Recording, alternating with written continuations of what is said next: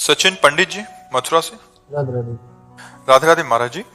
महाराज जी, हम अपना जीवन साथी स्वयं चुने और शादी होने तक पवित्रता के साथ रहें तो क्या ये गलत है या सच? बहुत सुंदर है, बहुत सुंदर है। दोनों शादी जब तक ना हो तब तक ब्रह्मचर्य से रहें, पर माता पिता का आशीर्वाद जरूर लें, माता पिता की अनुमति जरूर। जिस माँ ने तुम्हें गर्भ में 9 महीने रखा, तुम्हें पालन पोषण करके इतना बड़ा बनाया, उसके अधिकार को मत छीनिए।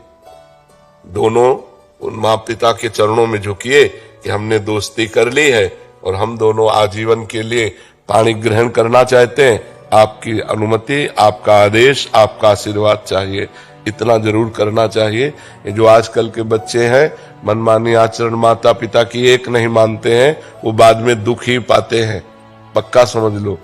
जब हमारे पुराने समय में किसी का पाणी ग्रहण होता था तो गांव भर के देवता पूजे जाते थे, बड़े बुजुर्गों की पूजा की जाती थी, सबका आशीर्वाद लिया जाता था कि हमारा पाणी ग्रहण संस्कार आजीवन मंगलमय चले।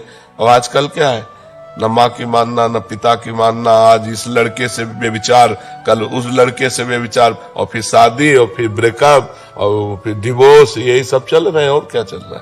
कहीं शासन नहीं, कहीं किसी तरह की मर्यादा नहीं, घर में किसी की आनी मानती नहीं है, न मानते हैं बच्चे तो आगे चलकर शराब पीते हैं, ड्रग्स, इधर उधर बेविचार, और अगर ब्याह कर दो तो भाग जाते हैं, अगर ब्याह कर दो तो डिवोर्स कर देते हैं। मेरी वाइफ डेली मेरे से मनी की घोषणा करती है, मैं महीने में भी पैसा देता हूँ, फिर नाम भी जप करता हूँ, जैसे आप बोल रहे थे अभी कि नाम भी जप कर रहे हो और किसी को दुख भी नहीं देना, मगर बीवी को पैसा नहीं देते तो वो भी दुख में जाएगा।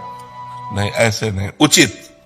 हमारी अर्धांगिनी हो, हमें 100 रुपया मिलता है, आप जानती हो, 100 रुपए में परिवार भी चलाना और आपकी कामनाएं भी पूर्ण करनी है। आपको ऐसी कोई कामना नहीं करनी जो मैं अपनी स्थिति से कर्जा लूं या कुछ गलत करूं, ऐसा नहीं कर सकता। अर्धांगिनी वही है जो अपने पति के अनुसार चले, वो ऐसी कामना करेगी ही नहीं, वो तो कोशिश करेगी कि हम पति से कोई कामना न करें, उनके ऊपर कोई भार न पड़े, वो सुखी रहें, वो प्रसन्न रहें। ऐसी पत्नी मिलना बड़े भाग्य की बात है। आज का बहुत वातावरण गंदा होता जा रहा है। वो बहुत अच्छे बच्चे हो, ब्रह्मचर्य से रहो जब तक ब्याह ना हो, और फिर माता पिता की अनुमति से ब्याह कर। महाराज जी, इसमें एक प्रश्न था महाराज जी, बहुत सारे ऐसे प्रश्न आते हैं कि जैसे लड़का और लड़की दोनों शादी करना चाहते हैं और अपना पूरा जीवन एक दूसरे के साथ निभाना चाहते हैं, बट माता मान जाती है तो पिता नहीं मानते, पिता मान जाते माता नहीं मानते। आजकल माता पिता को भी सोचना चाहिए कि नया जमाना है, अगर वो आपसे अनुमति ले रहे हैं, आपके पैर छू रहे हैं, तो आप उसका आदर कीजिए। ज्यादा बड़े वाले बन करके बात करोगे तो फिर अपमान भी हो जाएगा, आपकी बात नहीं मानेंगे। बच्चे हैं, नौजवान हैं, तो थोड़ा सा देख लीजिए। माता पिता को भी चाहिए कि अगर बहू और बच्चा दोनों प्रेम करते हैं तो उसमें ये पक्ष नहीं देखना चाहिए, उसमें लड़ाई झगड़ा वाली बातें नहीं मन में लानी चाहिए कि अगर तुम इससे ब्याह करोगे तो हम तुम्हारा त्याग करते हैं, ऐसा वैसा। माता पिता कहते हैं कि हमें समाज का भय है, समाज का कोई आज का समाज का तो भय रह ही नहीं गया है। वो माता पिता अब गलत कहते हैं, समाज का भय कहाँ रह गया। पूरे गांव में अगर एक आदमी शराब पी के आता था तो जूती आया जाता था। आज घर घर शराब रखी है, और अगर आपके घर में शराब नहीं है और ये सब नहीं है तो कोई आता भी नहीं। तो महाराज जी, माता पिता को मतलब इसमें सहमति उचित देख करके मानना चाहिए। लड़की से बात करना चाहिए कि फ्रॉड तो नहीं है जो ब्याह के बाद जेवर लेके भाग जाए। ऐसे भी हो रहे कि ब्याह के दिन दूसरे दिन बहू का पता ही नहीं चला, भाग गई वो अपना जेवर। तो 2-4 बार लड़की से मिले, उसके घर वालों से मिले, उसका व्यवहार देखे, उसका चरित्र देखे, लड़के से मिले। हाँ, ऐसा चाहिए, ऐसे ही संबंध होता है, और फिर ब्याह कर दे। रोशन जी पटना से। राधे राधे महाराज जी। महाराज जी, आपके चरणों में कोटि कोटि प्रणाम। महाराज जी, आपकी कृपा से निरंतर नाम जप करने का प्रयास कर रहा हूँ। महाराज जी, संसारिक कार्य करते समय आपकी दया से नाम जप तो करता हूँ, परंतु उसका चिंतन एवं उसे लिखकर नहीं कर पाता, उस संसारिक चिंतन ही चलता रहता उस समय। कोई बात नहीं, इससे कोई फर्क नहीं पड़ने वाला। उस क्रिया को भी भगवान को समर्पित कर दिया करो। जो क्रिया कर रहे हो उसको भी भगवान को समर्पित कर दो। क्रिया में तो लिखना हो ही नहीं सकता, क्योंकि क्रिया की तरफ भी एकाग्रता करनी है। अगर हम पूरा आंतरिक चिंतन रखेंगे तो बाह्य क्रिया होगी नहीं, और जब बाह्य क्रिया करेंगे तो आंतरिक चिंतन नहीं होगा। अगर उस समय नाम चला पा रहे हो तो बहुत बड़ी बात है। क्रिया करते हुए केवल नाम चल रहा है, ये बहुत बड़ी बात है और ये आगे चलकर आपको बहुत सुख प्रदान करेगी, बहुत बल प्रदान करेगी। और क्रिया को भगवान को समर्पित कर दो। जो 1 घंटा 2 घंटा 4 घंटा क्रिया में रहे, उस क्रिया को भी कृष्णार्पणमस्तु। फिर आप जीवन देखो कितना मंगलमय जीवन होता है। बस कोई पाप कर्म मत करना, जो गंदे आचरणों में आता है उससे बचने की कोशिश करो, तो यही बल आपको अनुभव में आने लगेगा। नहीं, यदि पाप कर्म करेंगे तो अनुभव में नहीं आएगा। जब तक पाप प्रवृत्ति नहीं रुकती और पाप नष्ट नहीं हो जाते, तब तक भगवदानंद की अनुभूति नहीं होती। इसलिए हमको नया तो करना नहीं, पुराना नष्ट होने के लिए प्रयासरत रहना है और पाप करने की जो प्रवृत्ति है उसको शासन में लेना है कि हमसे कोई नया पाप न हो, तो फिर यही आनंद प्रदान कर देगा। भुवन राजपूत जी। आदावला श्री हरिवंश। श्री हरिवंश महाराज जी। महाराज जी, मैं 2 साल से आपके सत्संग सुन रहा हूँ, लेकिन जब मैं नाम जप करता हूँ तब मेरा ध्यान बहुत भटकता है। उस समय दिमाग में तब अलग अलग ख्याल आते हैं। ध्यान भटकता नहीं, उसे तुम्हारा ही प्रश्न नहीं है, तो लाखों का प्रश्न है। ध्यान भटकता नहीं, उस समय हमारे मन में जो जमी हुई गंदी वासनाएं जन्म जन्मांतरों की, वो निकलती हैं। ऐसी भावना करो कि जब हम नाम जप कर रहे हैं, जैसे कोई हाथी सरोवर में प्रवेश करे तो कछुआ और सब जीव बाहर की तरफ निकलते हैं ना, नाम मत वाला हाथी है। ये गजराज की तरह जब मन में प्रवेश करता है तो मन के जितने गंदे बातें हैं वो सब निकलने लगती हैं। उस समय खूब नाम जप एकाग्रता पूर्वक करे और ये देखे कि गंदी बातें निकल रही हैं, आ नहीं रही हैं, मन भटक नहीं रहा, ये जा रहा। मन से जो भटकाव है वो जा रहा है। और नाम की तरफ ध्यान खींचे, जहां जहां मन जाए उसे बार बार नाम की तरफ लगाए, तो काफी समय तक ऐसा करने पर सातु दीर्घ काल निरंतर सत्कार सेवितो दृढ़ भूमि। यदि लंबे समय तक ऐसा भजन किया जाए तो दृढ़ भूमि, फिर मन लगने लगता है। ये बहुत बड़ी बात है। तो अभी बच्चे हो, बड़े भाग्यशाली हो, तो ऐसे जपो, ठीक है। मुस्कान जी वृंदावन से। श्री हरिवंश महाराज जी। महाराज जी, आप हमेशा ग्रस्तों को ये प्राथमिकता देने को कहते हैं कि हम अपने कार्य को करते हुए श्री जी को अर्पण करें। महाराज जी, मुझे नौकरी के सिलसिले में कुछ दिन गुड़गांव जाना पड़ता है। वहां की रहन सहन, बातचीत और कार्यशैली में माया का बहुत प्रबल प्रभाव है। ऐसे माहौल में ऐसा अनुभव होता है कि आपकी कृपा से जो थोड़ा बहुत भजन पाया है वो धीरे धीरे खोने लगा है। आपकी वाणी, सत्संग, वृंदावन का प्रभाव कम होने लगता है। महाराज जी, ऐसी स्थिति में ऐसी हम सावधान नहीं रहते, इसलिए। किसका प्रश्न है? हम सावधान नहीं रहते इसलिए ऐसा है।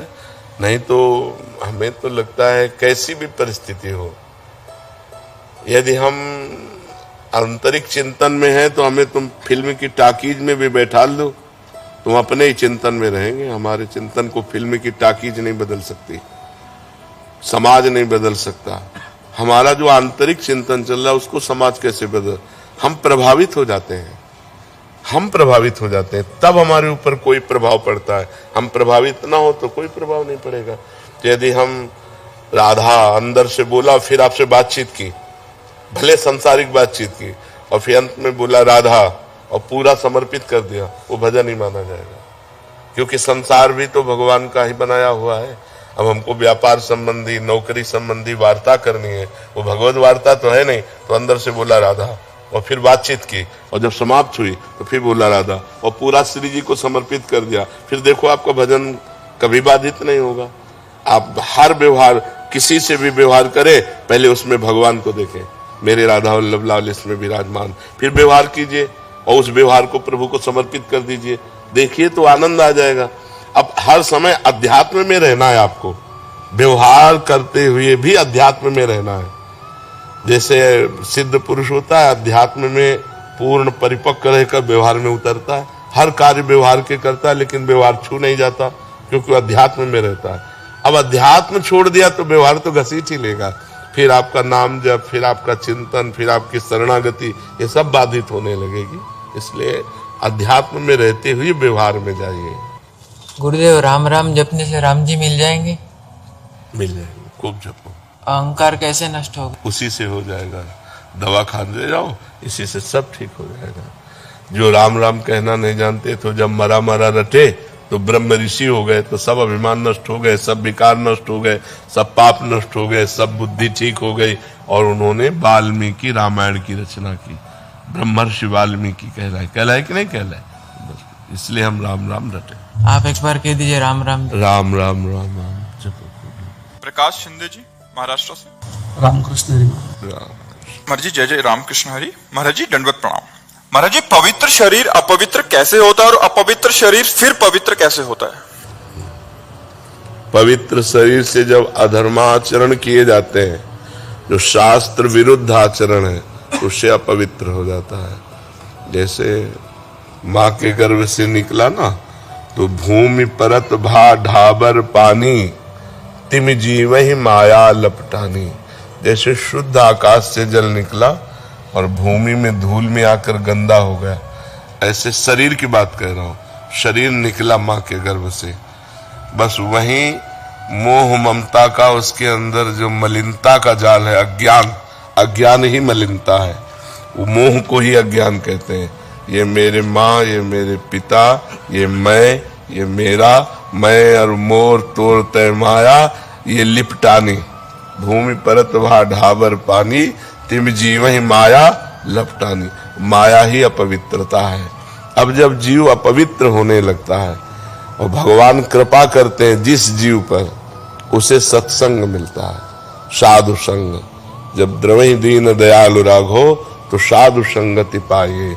जब राम जी कृपा करते हैं तब संतों का संग देते हैं। जब उसे सत्संग मिलता है तो उसकी बुद्धि पवित्र होती है, तो उसके में विवेक जागृत होता है। विवेक ही पवित्रता है। बिन सत्संग विवेक न होई, और राम कृपा बिन सुलभ न सोई। अब जब विवेक जागृत हुआ तो मोह का नाश हुआ। होए विवेक मोह भ्रम भागा, तब रघुनाथ चरण अनुरागा। उसका भगवान के चरणों में प्रेम होने लगता है। वो भगवान का नाम जप करता है, भगवान की कथाएं सुनता है, भगवान का नाम कीर्तन करता है, अब वो परम पवित्र होने लगता है। तो जीव मोह और माया में फंसकर अपवित्र हो जाता है, और सत्संग के द्वारा विवेक प्राप्त होने पर मोह का नाश कर वो भगवान से प्रेम कर लेता है। तो भगवान के नाम धाम रूप लीला से प्रेम करने से वो परम पवित्र हो जाता है। समझ लिए? आदित्य राज जी बेंगलोर से। राधे राधे महाराज जी। महाराज जी भगवान से हमें बिल्कुल नहीं डरना भी ठीक नहीं है और बहुत डरना भी गलत है, तो सही कितना डरना चाहिए? भगवान से इतना डरना चाहिए जैसे अपने अच्छे पिता से डरा जाता है। एक जो अपना अच्छा पिता होता है तो हमको एक डर रहता है कि हमें जो पिता का प्यार मिल रहा है, जो हमें पिता दुलार कर रहे हैं, मैं उनकी नजर से न गिर जाऊं, इतना डरना चाहिए। ये अच्छे पिता जो हमें बहुत प्यार करते हैं, बहुत दुलार करते हैं, कहीं हमसे कोई ऐसा आचरण न बन जाए, कहीं हमसे कोई ऐसी गलती ना हो जाए जो मैं उनकी नजरों से गिर जाऊं कि यार ये बच्चा हमारा ठीक नहीं। ऐसे भगवान हमें बहुत प्यार करते हैं। हमें मनुष्य शरीर दिया, हमें सत्संग दिया, हमारे नेत्र कान सब बिल्कुल ठीक रखे। उन्होंने हमें बहुत प्यार किया। अब हमारे द्वारा कोई ऐसा गंदा आचरण न बन जाए जो मैं अपने भगवान से नजर न मिला पाऊं, जो मैं उनकी नजरों से गिर जाऊं, ये डरना चाहिए। समझ रहे हो? और बिल्कुल नहीं डरना चाहिए क्योंकि अपने पिता हैं, पर इतना डरना चाहिए क्योंकि हम उनकी नजरों से न गिर जाए। समझ में आ गई बात आपकी? चारे राकेश शीतल जी। राधे राधे। गुरुदेव राधे राधे। गुरुदेव मैं राजकीय बालिका इंटर कॉलेज में प्रधानाचार्य हूं तथा श्री श्यामा श्याम जी के भजन एवं भागवत कथा के माध्यम से आत्म संतोष प्राप्त करने का प्रयास करता हूं। विद्यालय में श्री जी स्वरूप बेटियों की शिक्षा एवं सामाजिक मंचीय श्री श्यामा श्याम जी की कथा प्रवचन में सामंजस्य बिठाने में द्विधा हो रही है। महाराज जी मेरे मार्गदर्शन कर। महाराज जी ये शायद बाहर जैसे साप्ताहिक भागवत जी होती हैं, शायद उसका और भजन संध्या आदि कभी प्रधानाचार्य के अलावा ऐसा करते हैं, ऐसा शायद ये बोलना चाहते तो वो छुट्टी के समय कर सकते हैं। जिस समय अध्यापन करवा रहे हैं उस समय आपकी प्रधान ड्यूटी है अध्यापन देखना, क्योंकि अध्ययन करना। वही तो विदा है महाराज जी कि मैं नहीं छोड़ना चाहता छोटी छोटी बच्चियों को। मात्र 3 वर्ष का सेवा काल और रहा है, फिर तो मैं फ्री हो जाऊंगा। और इधर बाहर के लोग कहते हैं कि आप हमें समय नहीं दे रहे। बस वो जब तक सेवा काल रहे तब तक ये पूजा है आपकी। ये आध्यात्मिक सेवा को तब तक रोकिए और अध्यापन कार्य करिए, क्योंकि इससे बहुत से जीवों को लाभ मिलेगा। जो अगर आप काखा गागा ना पढ़े होते तो आज भगवत चर्चा नहीं कर सकते। तो आप छोटे छोटे बच्चों को जो वर्णमाला, जो मात्राएं शिक्षा देते हैं, यही आगे चल के उनके जीवन में उन्नति का कार्य करेंगे। और भगवान ने आपको सेवा दी है, यदि भगवान ने आपको केवल कथा वार्ता की सेवा दी होती तब तो बात अलग थी। भगवान ने आपको ये सेवा, तो इन दोनों सेवाओं में जब हम प्रधानता देखते हैं तो बच्चों की प्रधानता आती है कि उनमें देखो, अध्ययन तो वर्णमाला सिखाना सबसे बड़ा, का लिखो खा लिखो, सबसे ज्यादा जो नई जिंदगी में नए वर्णमाला अक्षर का ज्ञान कराया जा रहा, वो प्रथम गुरु होता है। तो भगवान ने आपको गुरु पद में बैठाला है, अध्यापक पद में बैठाला है, तो आप प्रधानता रखिए और जब आपका रिटायरमेंट हो जाए तब खूब भगवान की चर्चा कीजिए और नाम जप करते रहिए।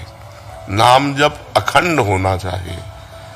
अगर नाम जप अखंड हो रहा है तो आप अखंडानंद भगवान को प्राप्त हो जाएंगे। नाम जप जिसने नहीं किया तो कथा वार्ता, प्रणाम नमस्कार, रुपया पैसा, इसमें भी प्रियता हो सकती है। जो कथा केवल भगवान के लिए की जाए, भगवान की प्रसन्नता के लिए, वो एक अलग चीज होती है। जो मान प्रतिष्ठा के लिए कथा की जाए वो अलग चीज है, वो सकामता पूर्ण हो गया।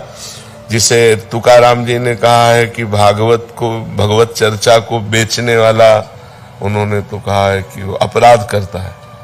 हमने तुकाराम जी की वाणी में पढ़ा, उन्होंने कहा भगवान की चर्चा को बेचने वाला अपराध करता है। मतलब हाँ, उसको तो भगवान की चर्चा भगवान की प्रसन्नता के लिए करे और उसमें कोई पान फूल चढ़ा दे, उससे अपना भरण पोषण करे।